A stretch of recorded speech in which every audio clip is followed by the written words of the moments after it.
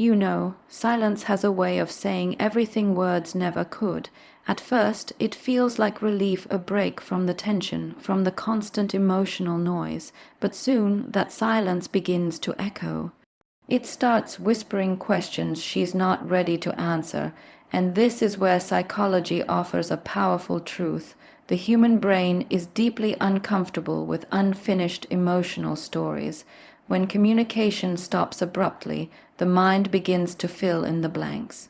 It replays moments, reinterprets words, searches for closure that never comes. What was once taken for granted now becomes the subject of obsession, because uncertainty is far louder than any argument. When he withdraws not in anger, but in calm, it unsettles her. The feminine psyche, especially one accustomed to attention, begins to question the reason behind that quiet. Was it pride? Was it peace? Or was it the end? That's when the silence becomes a mirror, forcing her to confront not him, but herself. Every memory that once felt ordinary suddenly gains meaning. Every message she ignored, every moment she dismissed, they start playing on repeat in her mind. And here's the irony, it's not his absence that she misses. It's the version of herself that existed in his presence, the one who felt understood, admired, or centered. Silence exposes what words were disguising all along, emotional dependence masked as indifference. It's a psychological turning point, where the absence becomes a teacher and the quiet becomes a mirror of loss, because in the end, silence doesn't beg to be noticed, it demands to be felt, and once it starts echoing in her heart, she realizes that what she once took for granted has become the only thing she can't stop hearing. You know, the mind has this remarkable way of holding on to what the heart once dismissed. At first, she might think she's over him, that the absence doesn't matter, that life continues the same. But the truth is far more subtle. Memories don't simply vanish, they linger in the corners of her mind, quietly shaping her emotions without permission. Psychology calls this the replay of emotional, imprints the brain's way of reminding her of what felt real, even if she never fully appreciated it. Every laugh, every shared glance, every moment of quiet understanding starts to surface, not as mere recollection, but as a feeling she can't ignore. She begins to notice the little things she once overlooked, the patience he showed when she was frustrated, the way he seemed to understand her chaos without judgment, the rare moments when she felt truly safe in his presence. Her mind replays these fragments like a film, and with each replay, the weight of what she dismissed grows heavier. She doesn't just remember him, she remembers herself with him, and that, more than anything, becomes the source of longing. This process isn't sudden, and it isn't logical. It's a slow awakening, a subtle psychological truth. We only recognize the value of presence when we are forced to live with its absence. And the irony is profound. It's not him she misses in isolation, but the reflection of herself that existed when he was there. Every memory becomes a mirror, showing her who she was and what she lost in the process of taking him for granted. In the end, the mind has a way of punishing ignorance gently but relentlessly. Memories replay not to torment her, but to teach her, to awaken the understanding that what we dismiss today, we may long for tomorrow when it is no longer ours to hold. You know, comparison is a silent thief. At first, she might not even notice it happening.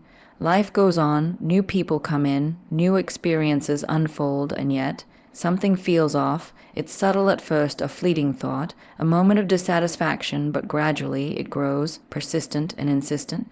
Psychology explains this as asterisk emotional imprinting asterisk. When someone fulfills a deep, authentic emotional need, the mind doesn't easily let go. No replacement, no matter how charming or attentive, can replicate that unique sense of comfort, understanding, and presence. And so, she begins to measure every interaction against what she once had. This is where the danger of taking someone for granted becomes clear. She doesn't just miss the man, she misses the peace he brought her, the way she could simply exist without performance or pretense. The mind instinctively compares, searching for familiar emotional resonance, and in doing so, awakens a longing she never expected. The irony is profound. She thinks she's seeking him.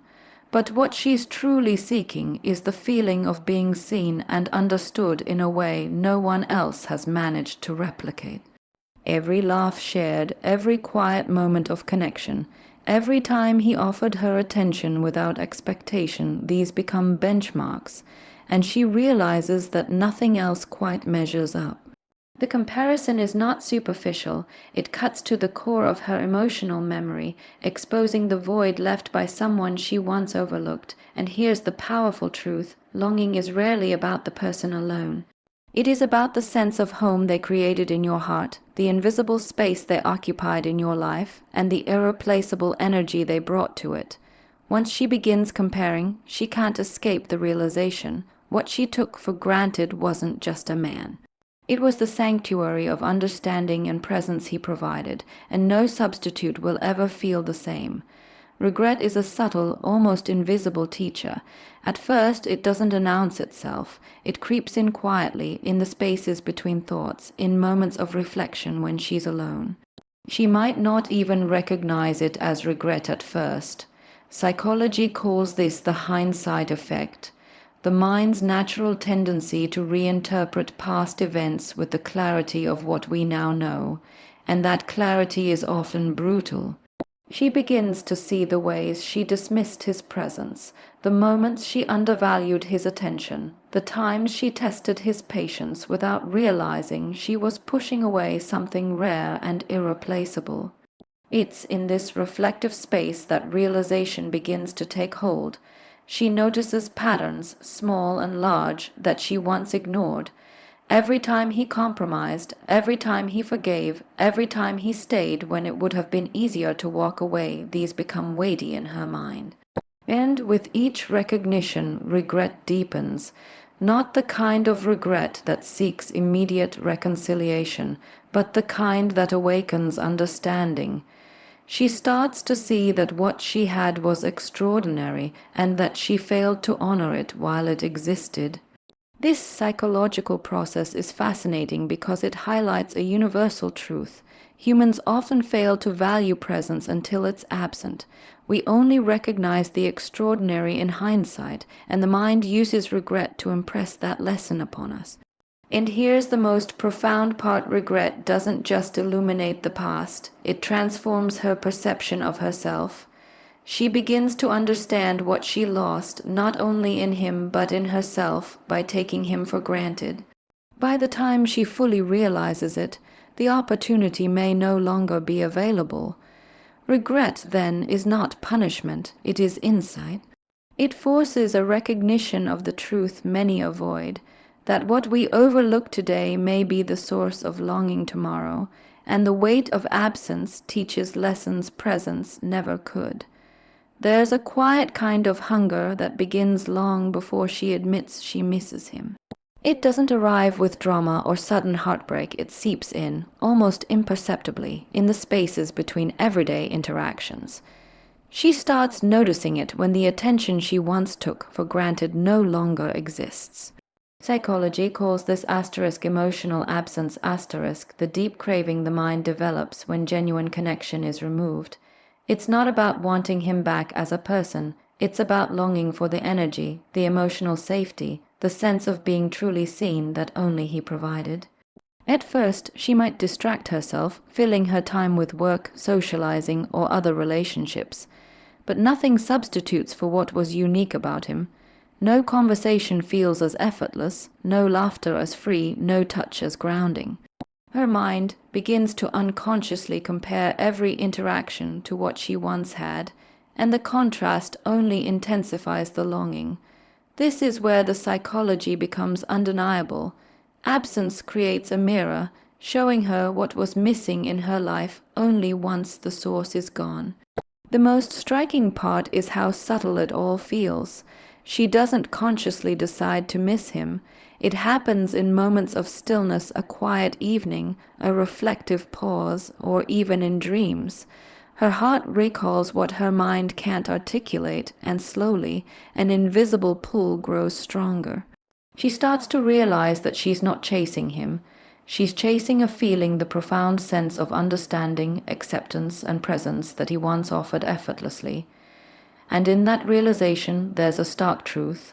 Emotional absence is a teacher of value. It doesn't scream, it whispers. It doesn't demand attention, it awakens it.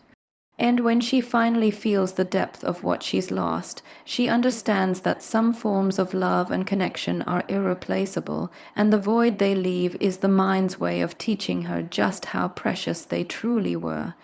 Time has a peculiar way of revealing truths we once refused to see. In the rush of life, she may have believed she understood him, that she grasped the value of his presence, but growth, emotional, psychological, and even spiritual, brings a clarity that was previously unavailable. As she matures, she begins to reflect on the past with a perspective sharpened by experience. The things she once ignored or dismissed become glaringly important, and suddenly she recognizes the depth of what she took for granted. Psychology calls this the asterisk maturation effect asterisk, the mind's ability to reassess past relationships in light of personal growth. With growth comes insight. She notices the patience he displayed when others would have walked away, the subtle ways he communicated understanding, and the rare emotional consistency that shaped her sense of security. These qualities, invisible or undervalued at the time, now shine in contrast to what she encounters in her present.